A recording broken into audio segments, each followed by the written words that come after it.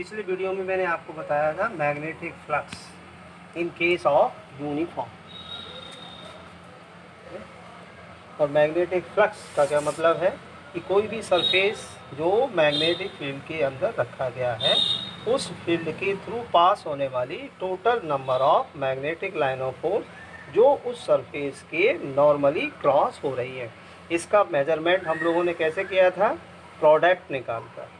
Product किसका? Magnetic field के component का जो सरफेस के नॉर्मल थी और उस सरफेस के एरिया का। मैग्नेटिक फ्लक्स को हम फाई से डिनोट करते हैं। तो obviously phi is equal to कितना था? B A. दोनों का प्रोडक्ट ले लिया, phi is equal to B ए।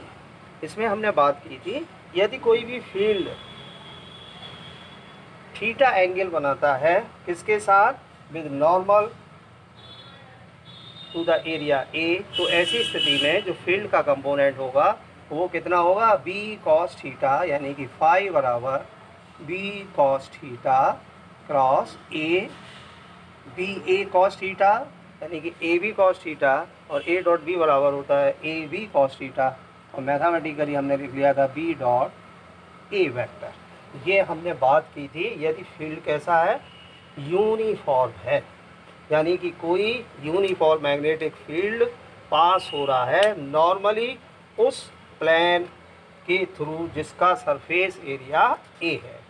लेकिन उस केस में जब field B over an area A may not be uniform, यदि वो यूनिफॉर्म नहीं है तो हम उसके लिए ये डायग्राम बनाएंगे। ये फील्ड पास हो रहा है, सपोज ये जो एरिया है ये, इसका मतलब वो छोटे छोटे भागों से मिलकर बना है और प्रत्येक का एक छोटे भाग का एरिया यानी कि स्मॉल एरिया एलिमेंट कितना है? Suppose D A.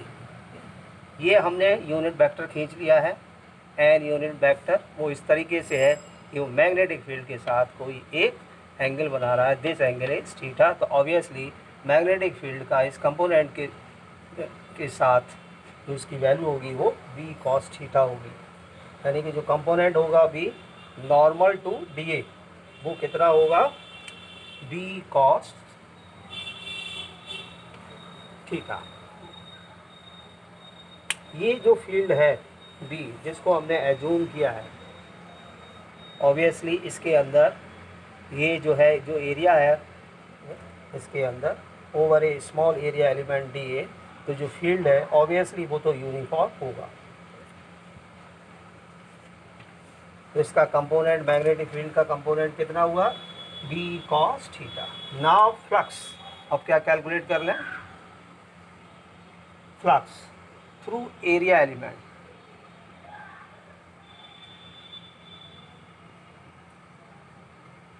Through area element B A H कितना होगा? इस छोटे से भाग का मैग्नेटिक फ्लक्स निकाल लें, यानी कि इससे जो पास हो रही हैं, तो ऑब्वियसली हम लोग क्या निकालेंगे? डिफरेंशिएशन का फॉर्म के रूप में निकालेंगे, और जब पूरे का हम निकालेंगे तो इंटीग्रेशंस का फॉर्म ले लेंगे। बी ये साइन परपेंडिकुलर का होता है, डी ए इसके कंपोनेंट की value obviously B cos theta D ए,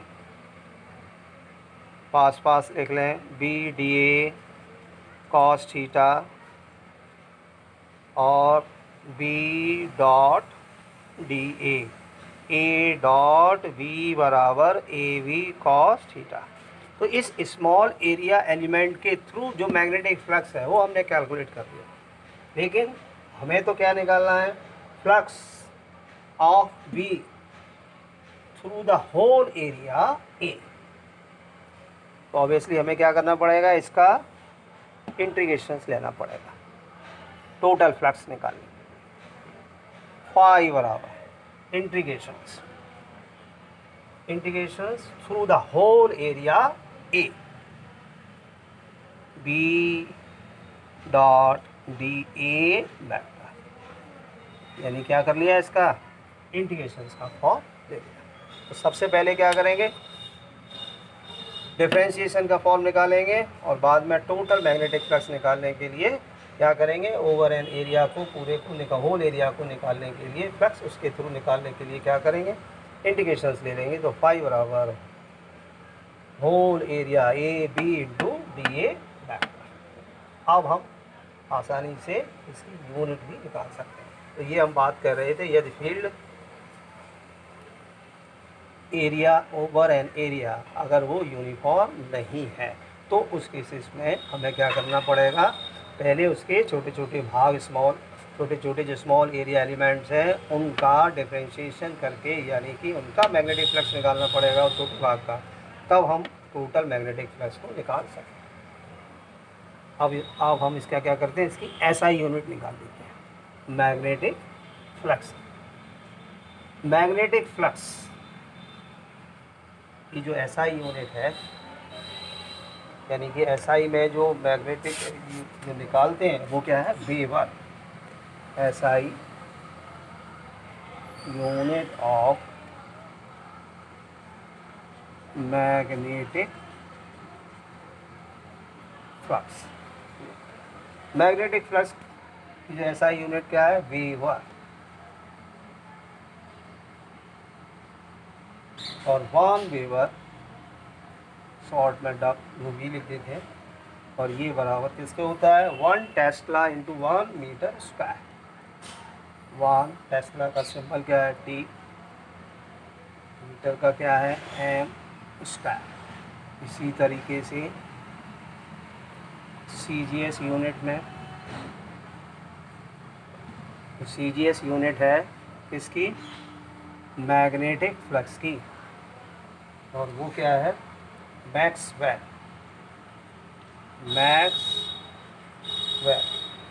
शॉर्ट में क्या लिखते हैं, N x.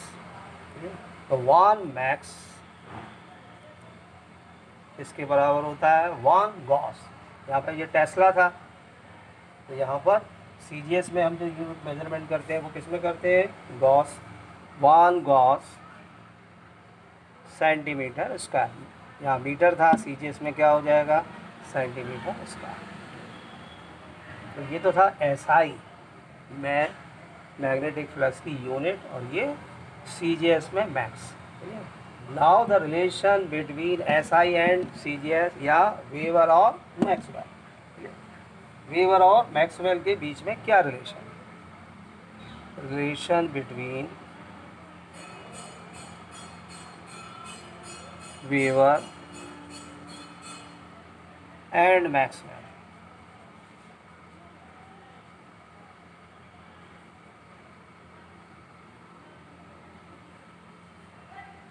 One weber is equal to, formula लिख लें, 1 tesla 1 metre square.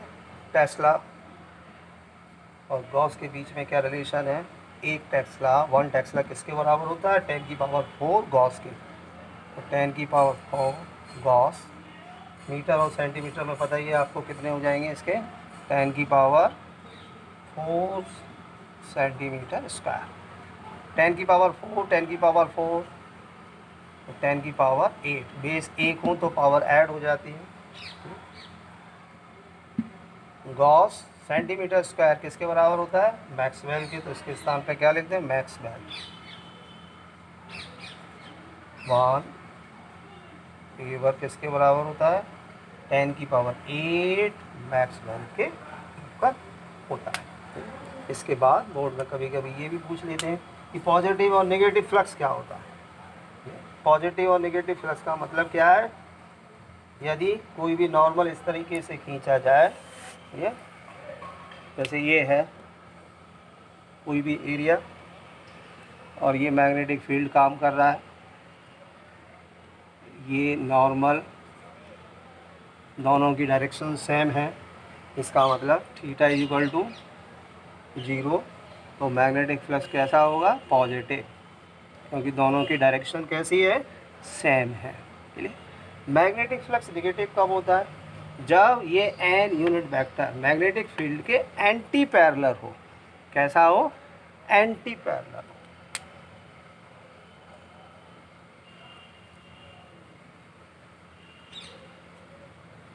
Anti parallel, तो उल्टा इसको ऐसे बना लो, एंटी पैरेलल।